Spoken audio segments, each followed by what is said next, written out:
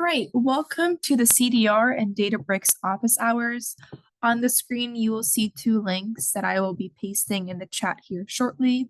You can navigate to them to view upcoming training sessions and then also previous training sessions and resources. On to our administrative announcements. This meeting is being recorded. Please stay muted to minimize interruptions. You are more than welcome to use the Zoom chat to ask questions related to this topic.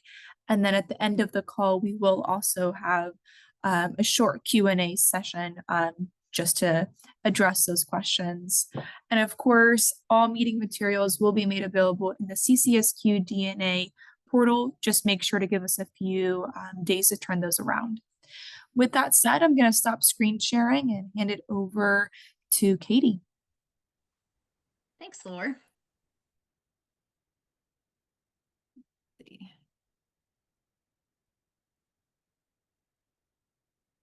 Here we go.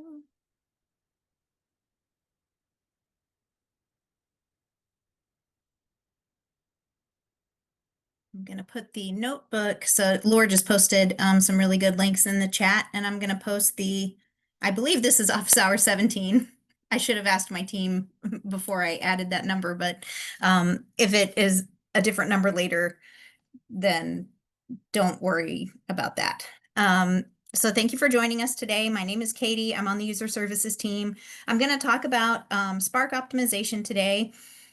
And feel free to clone this notebook so that you can run this stuff yourself, because the data, the example data are created in the notebook. So we're going to optimize something that we did in a prior Lunch and Learn. This one here on looping. It looks like this. We talked about a SAS macro and how to, like the steps, kind of one by one, how to go through and translate it to PySpark and Python. So one of the things that's in here that I don't talk about too much today is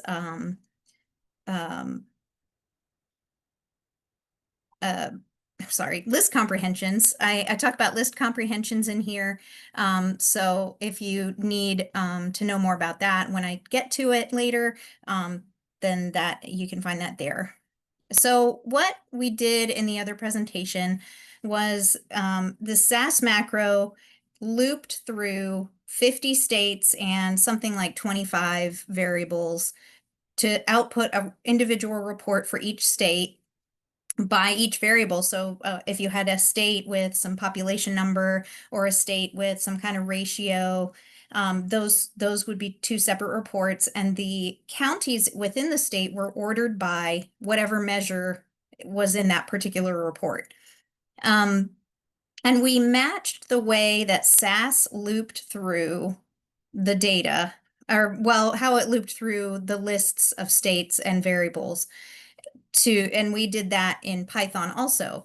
But that kind of looping can be optimized. You want to avoid looping in Python usually as much as possible. And it definitely has its place and it's definitely useful. The code that is in the Lunch and Learn, it works. But if you have a lot of variables, then or a lot of categories, some kind of if you're making many reports this way, that kind of looping is probably not going to finish. And if it does finish, it may take quite a while. So the example I simulated some random numbers with 50 states and 25 variables. And that looping takes almost half an hour to get through that code, which is doable, but we can do better. And that's what we're going to do today. So I'm going to walk through that code this is a part of our learning objective. So I'm going to walk through that code. We'll examine that use case a little bit in depth, just the Python code. And then I'm going to talk about partitioning today, because that's really important for how we optimize this code. And then we're also going to use repartition and another function called partition by to improve the efficiency of this report generation. And I'm gonna show you how you can totally get rid of those two loops, the nested loops that we use in this thing. So if you do clone this notebook and run it yourself, you can, I encourage you to change your S3 path to something you have access to, of course, and make sure that you include this S3A because we're going to mount it.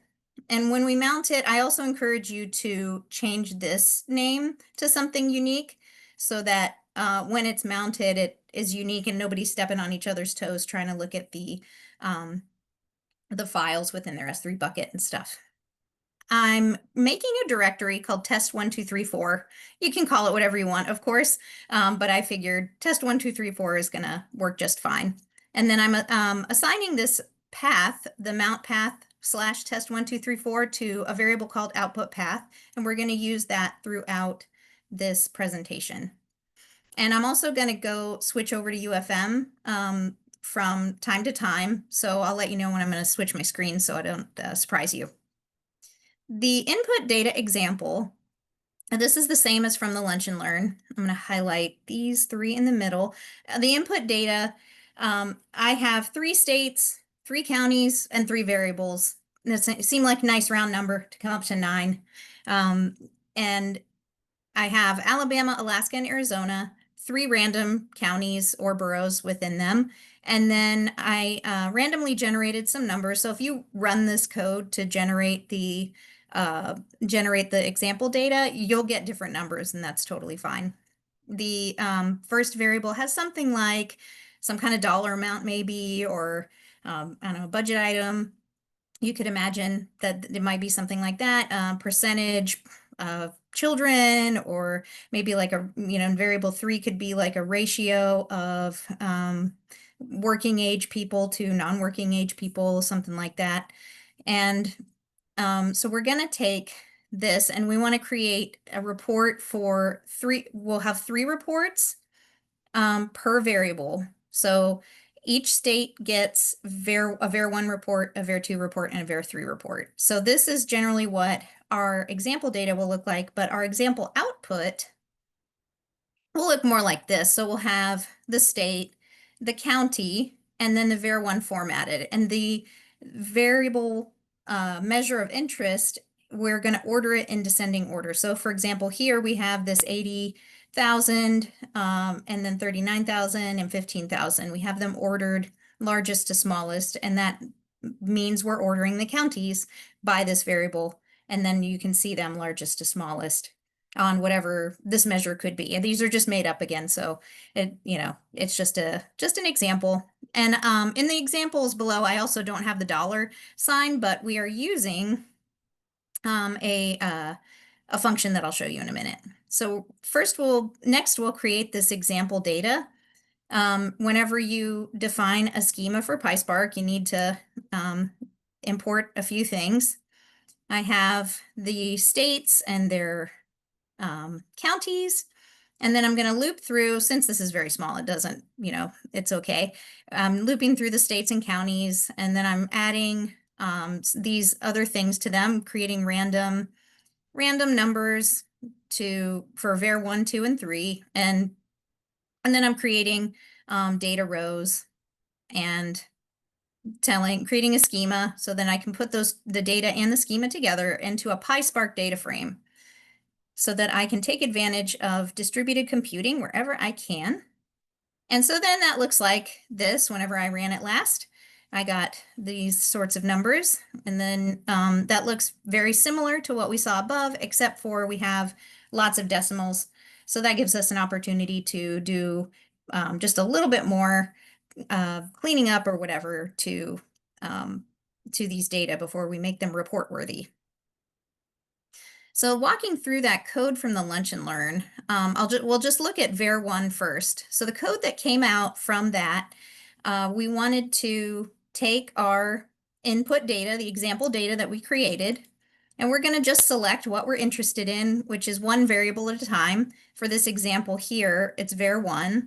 We're going to order by state and var1 descending, and it's important that this is here. The reason we have 2 selects is because the order by needs that numeric variable, but whenever I use format number, that makes that numeric variable into a string, and then order by is not going to behave for me whenever I ask it to sort that string. And sometimes it looks like it works and sometimes it does work okay, but you always want to order numeric variables as a numeric before you format them. And then we display it and it looks something like this. So this is the same data as we had before. This looks more like the markdown table that I showed you above. And we have our 3 states, the 3 counties per state, and then just one variable that we're looking at. So this is kind of what the report is going to spit out, except we want it to go to individual files. That was the sort of original use case, was this person had to create 50 reports for each state, and the variable and the states had to be in their own report. So then we need to loop through the states to make that happen.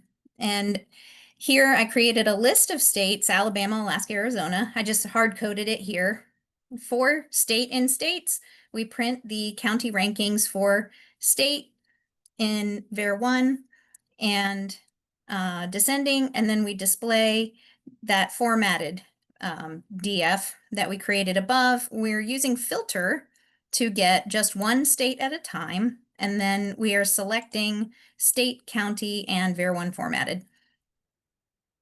So that pops out 3 displays, and they each have a little title. Just kind of created a little title here for them. And you can see that it sorted things successfully. So the next part was how to create those lists. The states list, you're selecting data from the column. And the easiest way to get that into a list is to use 2pandas. And I always like to sneak it in as much as I can in a presentation, so then I can tell you don't use it unless you really need to. So if I'm selecting distinct state, so select distinct, that just gives me whatever states are in the data.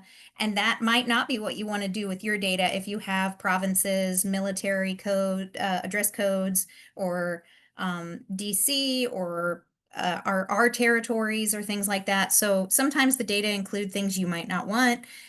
So then your list might look a little different. But this is generally, if you're just getting a small list and you want to use two pandas, you get a pandas data frame from this one column, and then I just want state from it, and then 2 list.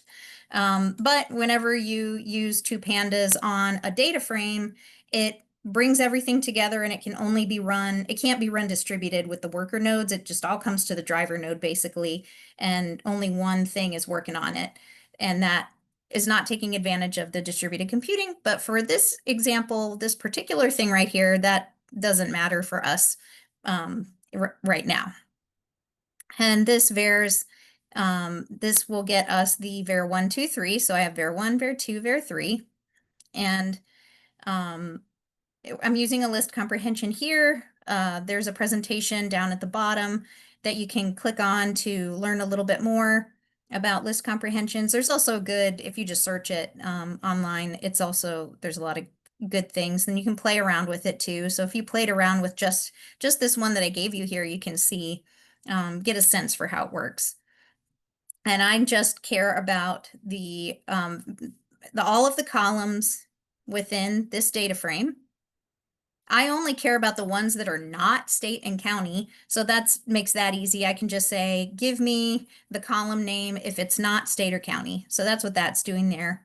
And then you can see when we print it, that's what our 2 lists look like this. And then we get down to the nested loop that we create. We have what we just talked about, literally just this last cell, talking about these 2 lists of states and variables. And then we use them here for state in states, for var in vars. We print the county rankings for whatever state we're on in that list and whatever variable we're on in that list. So this will create 9 small reports that I'm just displaying. I'm not actually writing them out for this example. So display, and then I'm doing filter first. So you want to make sure, if you can, you filter out the rows that you don't care about first, and then you can select the columns you need. And then we're doing our order by, which is probably our most expensive one of our more expensive things that we're doing here in terms of time, besides the looping itself. And then we are selecting that second select so we can format that one number as a string. And when we get through here, we see our Alabama, and then our second var2 Alabama, var3 Alabama, and they're sorted. So then our counties are sorted in this order that we wanted. And that all looks fine. So one of the things that we can think about, so typically looping can take extra time when you're working with Python, and things that cause a shuffle, like order by causes a shuffle, but we want to order the data here because we're creating a report. You want to order your data so that it looks nice for your report. And so that it tells us that story that you want to tell about what is the county, what do these counties look like, where do they fall compared to each other within a state on some kind of measure. And a shuffle is something that is related to these partitions that I'm going to talk about. And the order by is something that causes a shuffle. It means that data goes across partitions. So what is a partition? Data frames, whenever you work with your data frame, your PySpark data frame or Sparkly R data frame, they're divided into chunks called partitions. And those are processed in parallel by worker nodes. So you have your driver node, and then you have your workers that it delegates all the things to. And these partitions can be worked on kind of one at a time. And one of my colleagues, Tim, shared this great example with us where, say you have a bag of M&Ms, and I'm more of a Reese's Pieces kind of person. So let's say we have a bag of Reese's Pieces, and I want to count everything that's in this bag. And I have 10 friends, and me and my 10 friends are going to each take a pile, and we're going to count, and then we add all that up. So that's like each friend is a partition, and the computation happens with the friend at the partition. So the data are distributed across the friends, and when you can add up each partition's total to get that sum of how many Reese's Pieces are in the bag. So that's much faster than if I by myself took the bag and started counting all of the pieces of candy. So think of the partitions like the friends, and the candy is separated physically to each partition, to each friend. And another thing that you may have noticed this, if you're saving data to when you're working in Databricks and you write to a file, and say you write to a CSV or a Parquet, if you look at that data in your S3 bucket, you'll see that it's a folder. So even if you call something, you want to write mydata.csv, that will still be a folder that you can click on.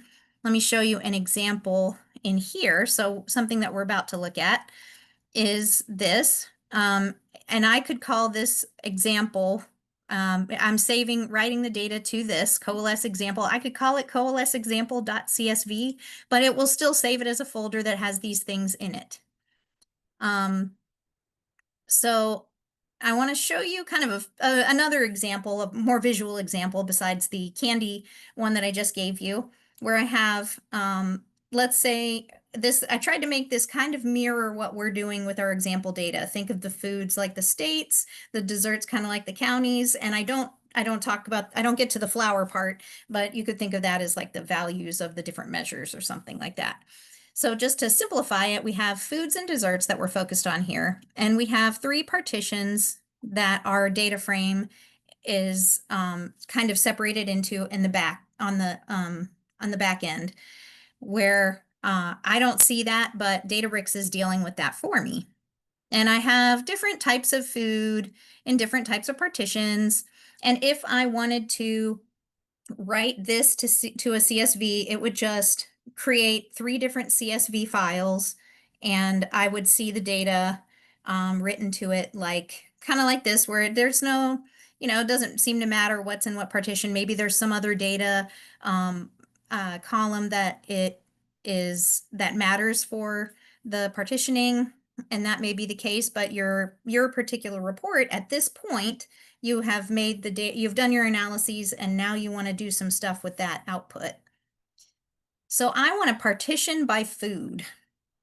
So I'm going to use repartition to group the data by the specific column that I want to be in each partition. So here, I'm going to highlight the middle one. Hopefully that helps you see it. So let's say I partition by food. So now I've got all the tacos in partition 1, all the pizza in partition 2, and all the burritos in partition 3. And that means if I do some kind of write operation, it's going to write all of the tacos together in one file. All the pizza will be together in one file. So that's kind of like what we're going to do with the states. So if we repartition by state, that means we get Alabama all in one file without having to loop over a list of states. And then maybe you get Alaska in the next one, and then you get Arizona in the next one. And then for the desserts, just imagining you have one dessert per, or the dessert combinations that you can have. So that's kind of like the counties within the state, sort of. So if you have 1, 2, and 3, each one has one of these, a lollipop, each one has a cookie, or each one you could have a cake with it, that kind of thing. So hopefully this also helps you to see how this kind of works and what we're doing with the data under the hood. So while we're thinking about this, this text kind of covers some things I already said, but we're trying to think through how can we, take advantage of the things that Spark is doing to speed up our analysis or speed up our report generation or something like that. Because sometimes generating reports can take quite a bit of time, because if you just did the looping and it took about half an hour, that's a long time if you're trying to iterate through reports or trying to figure out how to format your reports or what do you want included. Sometimes you end up, or at least in my experience, you end up collaborating with your team or your supervisor or somebody else on your team, and you're verifying numbers and trying to figure out how you want it to exactly look. You may do it over and over again, and it's easier to do that whenever you can do it more quickly. So speeding up this part, I think, is really, really helpful. So here's the example, what the write operation can look like. And this may look familiar because you might have seen in our other presentations, we use Coalesce 1. We recommend that you coalesce all the data into one partition. So that's what this does. The Coalesce takes the data and brings it all into one partition, because this is the way that you will get one CSV file. So I know a lot of our users are writing reports and doing this so that they can get things all in one CSV that they can rename and save somewhere else and give to their clients or put in a report or white paper or whatever. So we have the code. It's basically the same as this part. It's the same as we had before. And then we are saying, bring this PySpark data frame all into one partition. And then we want to write it to a CSV. So this Coalesce example is the one that I showed you a moment ago. I'm going to flip over to UFM. So I'm in test 1, 2, 3, 4, Coalesce example, and then it has this really long thing going on here, .csv. So this is what we just wrote, and it put it in one file for us. And if we didn't have Coalesce and we had enough data to have multiple partitions, it would give you multiple CSVs in the one folder. That's why it saves it as a folder, so that it can read it and write it kind of, as one thing. And so again, even with Coalesce, you'll see a folder, because I know this really throws people sometimes whenever you're coming from a way of working where you write to a file and you don't have to think about the files being distributed or anything like that. Spark will always create a folder when it writes these files. And here I have a display with a listing of what we just looked at. This is exactly the same thing. And this is just to show, look, there's only one CSV. That is so cool. We only have a single CSV, and then this next cell does something where we're going to save the listing to a variable, and then we can use a list comprehension to only get the files that end with CSV, and then again, it shows just one. And we're actually going to use this code, this type of code. So I wanted an excuse to give you an extra example of it. We're going to use this type of code format below. So we're gonna save a listing and then we're gonna get stuff from it. But that's a little further down. I'll point it out again. And then if you run this, you can remove the coalesce example folder just to kind of clean things up and make it easier to see the next examples. So then this explains, a little bit about what just happened.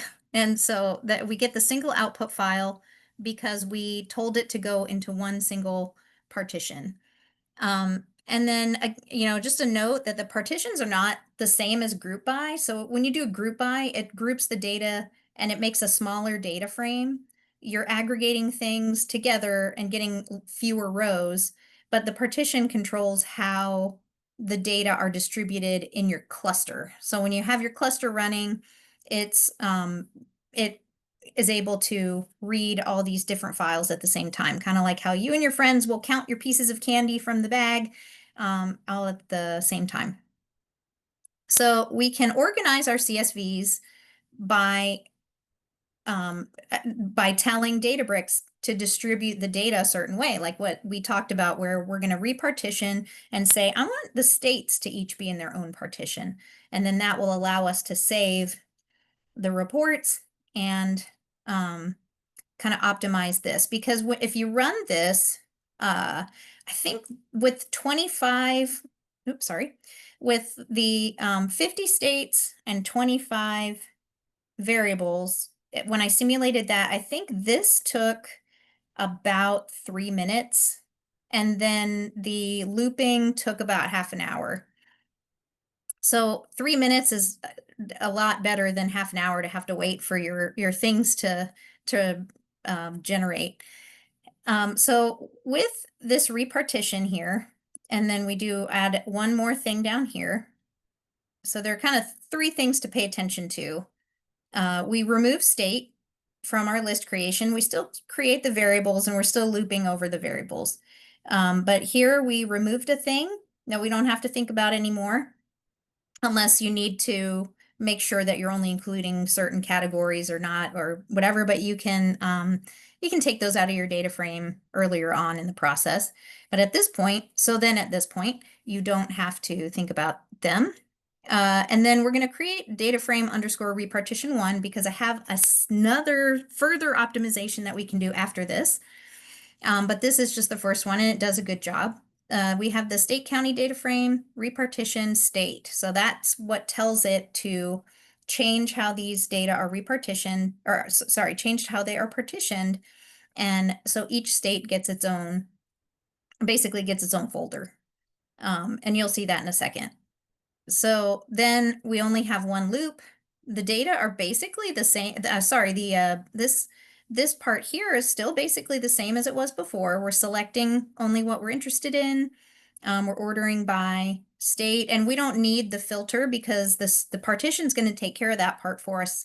We don't have to loop over state, so we were able to take out the filter part. We order by state and the descending variable, and then we select, or actually, I'm sorry, you probably don't need this part either, but we order by the descending variable, and then you want to select state, county, and you format the number, and you can call it, you can get more creative than I was, and you can call it something meaningful here. And then you write, you don't use coalesce 1, you write partition by state. You have, I always use the overwrite, and then we have CSV. We're creating a folder for each variable. So var1, var2, var3, and then this means each of these var1, 2, and 3 are going to have their own folders of the states. So let me show you what that looks like. So I'm going to go back to our test 1, 2, 3, 4. And what we're doing right now is this var1, 2, and 3. This is what we're creating right now. I'm going to click on var2. And so within that, you see state equals Alabama, and you have one CSV that you can deal with. And then if we look at, let me go back to var3. So let's say you have some kind of ratio and you want to get your one CSV from that. And so each of these contains a single CSV, and that it was able to do much quicker than what it did before. And then this part, this listing, just shows exactly what I showed you in UFM. So if we look inside that var1 folder, you'll see the same thing that I showed you with var2 and var3. You have the states. So if you had 50 states and 25 variables, you'd have like var1 as a folder within it. You have 50 states, just like this. It would keep going, you know, and you'd have through var25, and then it would have all this 50 states. And I'm going to show you how to pull each CSV programmatically and dump it into like all in one folder if you want to do it that way. And but first I want to show you how to optimize this one little bit further. And it makes more of a difference if you have a lot of data. If you just have, if you had like 1,000 variables, or sorry, 100 variables, this would make more of a difference than if you had 25. So the 25 variables with 50 states, this didn't make much of a difference to do this one further optimization. But for 100 variables, it did make a difference, where it took it like a minute instead of 4, something like that. Excuse me. So if we make our data, I'm going to scroll past this just so I can show you what I'm talking about. If we make our data from wide to long, sometimes just that alone and working with the data in long format can make a big difference for how quickly you're able to filter things and look at what you want to see. So this is what I'm going to take our wide data where we had state, and we had only one county per state, one county listing per state, but now we have 3. See this? And we had var 1, 2, 3 going across because it was wide. Now I'm taking that var 1, 2, 3 and putting it in this one variable column, and it goes down. So we have this label and a value. And if you've used SAS, you know there's this kind of transform that you can do to, you know, that you're probably familiar with. But this is one way that you can do this in with your PySpark data frame. And so you have your values like this. Your counties are repeated for each variable within the state. So you do still have to make a few changes to the code that we're going to look at in a minute. But one way that you can do this is by using this select expression. It will allow you to use SQL syntax to do some things. And so one thing we're going to do here is use this stack expression, and there's documentation. I have a link to the docs for both of these things down at the bottom if you wanted to read more. So this expression right here, I use a list comprehension, and I'm joining things with a comma. That creates this list here of var1 with the quotes around it. So I want to call this variable var1, and then there's var2, and then var3, and then I'm stacking these things on top of each other. So I'm taking something that I've got wide in my row, and I'm telling it to stack it so that I have 3 rows, and then you get the length of this list of things.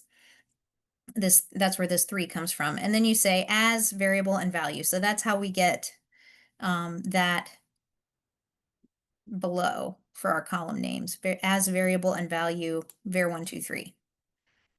This here is it together with the select expression. So this is the exact same thing. I just wanted to show you what it looks like when it evaluates so that it makes a little more sense. Okay, so the optimized code with the long data, now we don't need to define the 2 lists of states or variables. And then we just get straight to my long data frame dot repartition, and we're going to repartition by state and variable, because then what Databricks will do is write the variable name in the folder. And I'm gonna go over here to UFM, and I'm going to show you what that looks like. So I'm saving it in a folder. I'm calling it CSVs, and it starts with state equals Alabama. So that's what we've already seen that. And then telling it to use that name, then I can say variable equals var1. So now I know which report I'm looking at, and it's the one for Alabama. The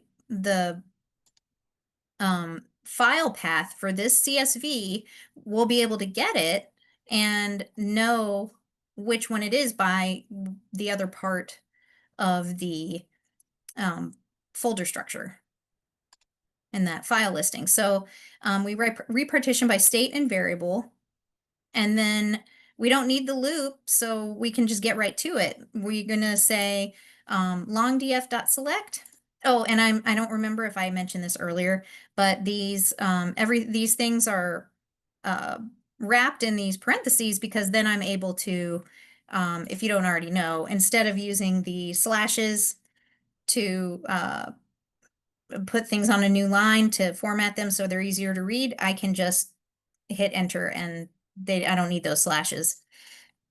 So this code is still, it's almost the same as that original code that we had with the nested loops, except for a few little things. We have select, we're still just selecting what we're interested in, variable, value, and state, county, and the partition is going to separate the state value combinations like you saw with the folder structure. And then we're going to order by state and variable, which you probably don't need because it's in the partition, descending value, and then select state, county, variable, and then format number. And this, again, this just gives you the comma and the 2 decimal places rounded.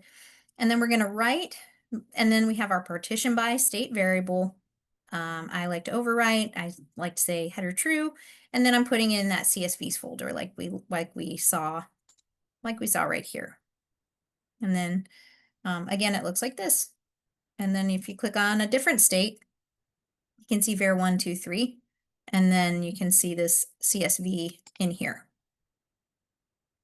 And then again, this is just displaying the listing down here with the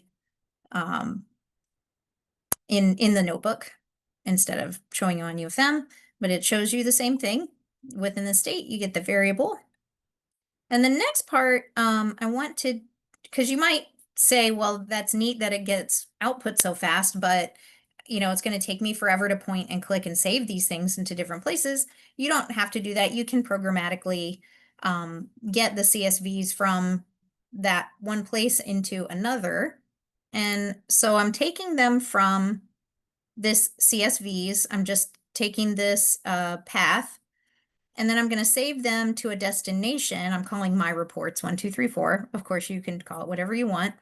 And I'm renaming them based on their file path, because that contains the state name and the variable name. And I'm going to just rename them something that makes more sense. And if you needed to process this a little further, let me show you what I mean. When you partition things, they will not include that state column or the variable column. You could add a top level, like insert to the first line, and that pushes everything down. You can programmatically insert a title into each of these if you wanted. There's a lot of things that you can do to overcome that that part of it.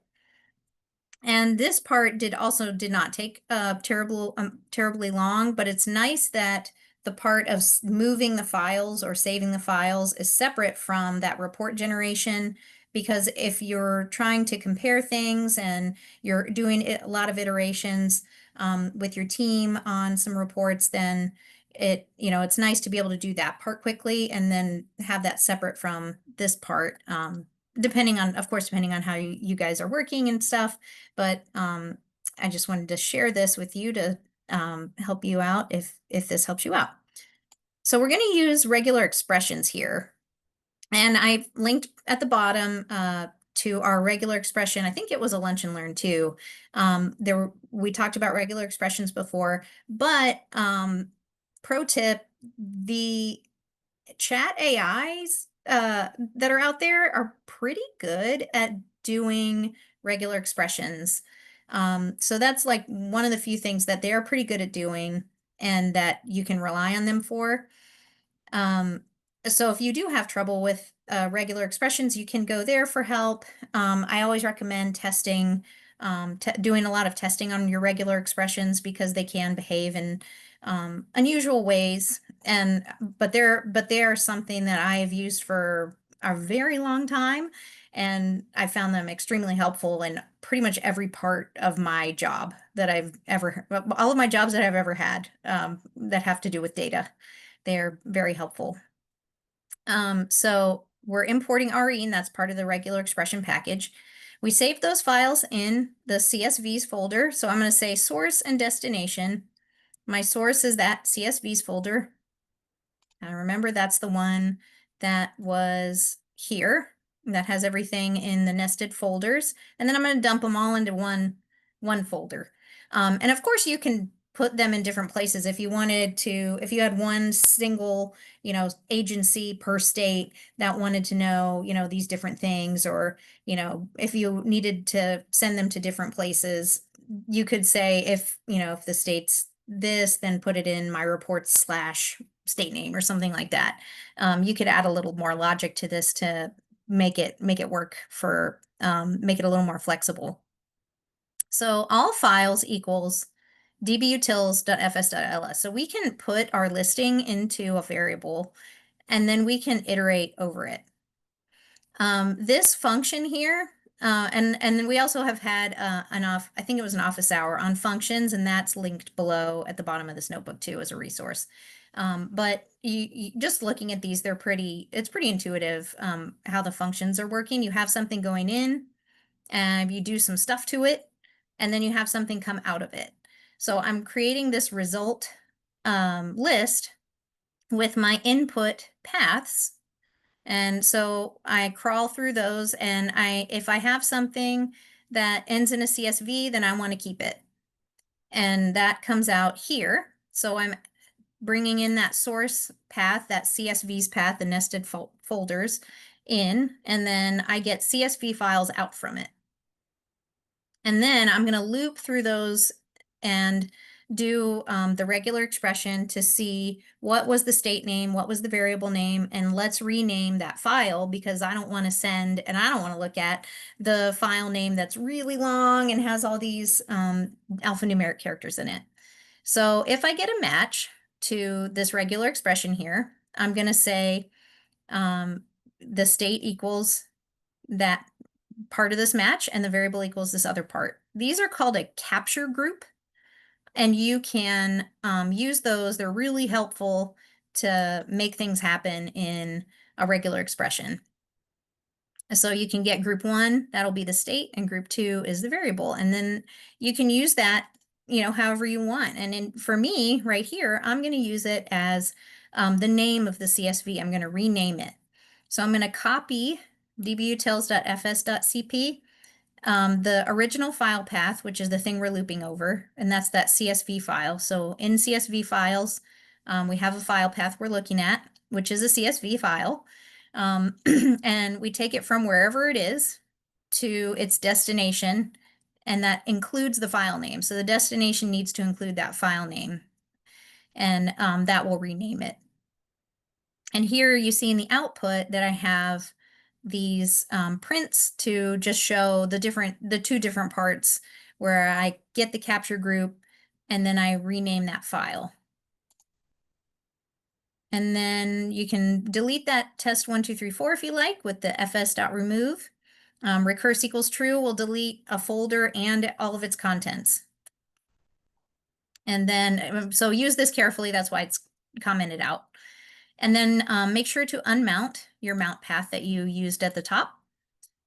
And I'm sorry about this. So in conclusion, I got these rules of thumb here. And, one of the things long data tends to be better than wide data. Tends to go faster.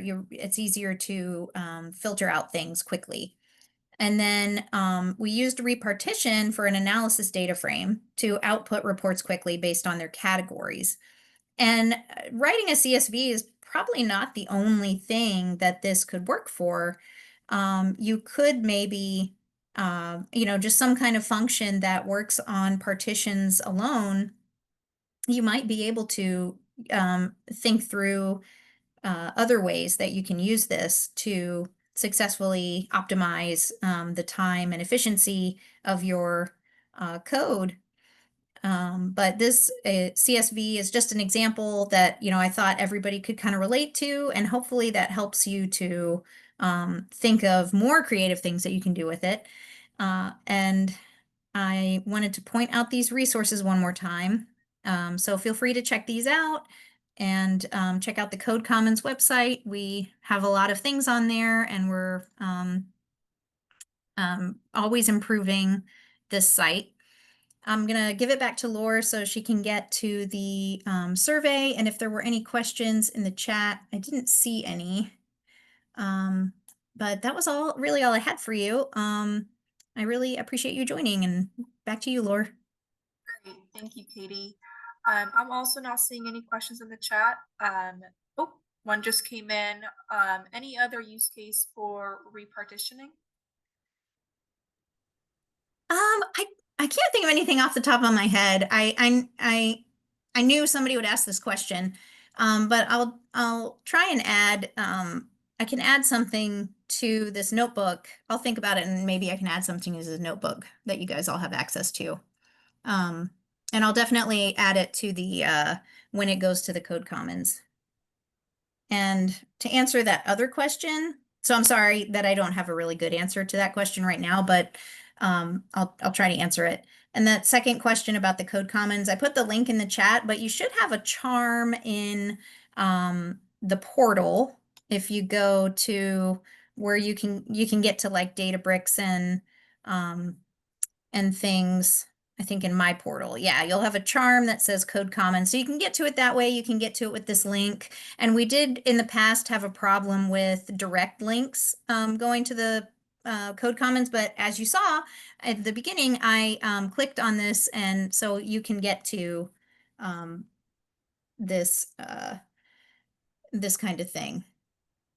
So. Cool. And then I'm also sharing my screen so you all can see that.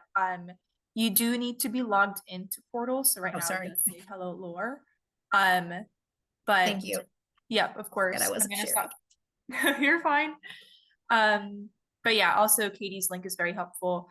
I'm not seeing any other questions in the chat, so I'm gonna go ahead and give out our survey. So you should see that on your screen here in a second.